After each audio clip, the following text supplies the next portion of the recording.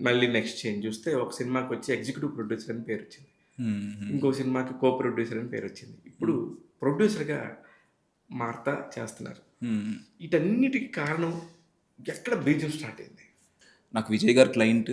నేను విజయ్ గారితో వర్క్ చేస్తుంటాను. కానీ నాకు విజయ్ గారి కంటే ఎక్కువ వాళ్ళ ఫాదర్ అంటే ఇష్టము, గ్రాటిట్యూడ్. ఇక ఇంకా మనం దాన్ని ఎలా లాయల్టీ అంటే అంటే ఒక దేవరకొండ ఫ్యామిలీ అన్నట్లు అనుకోవచ్చు. ఒక స్టెప్ బ్యాకేసి చెప్పాలంటే ఐ థింక్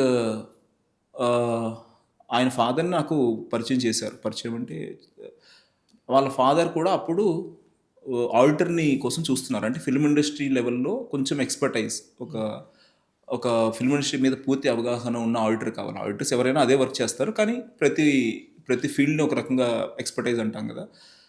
నాకు తెలీదు ఆయన చూస్తున్నారని. చేసినప్పుడు నేను ఒక రూమ్‌లో ఆయన్ని చూసాను. ఆయన ఎవరో కూడా ఆయన పేరేంటో, ఆయన ఎవరి ఫాదరో కూడా తెలీదు. ఆయన ఒక 4, 5 ప్రశ్నలు అడిగారు. నేను చెప్పాను. ఇట్లా నేను విజయ్ గారి ఫాదర్‌ని. మీరు వర్క్ టేకప్ చేయాలని చెప్పారు.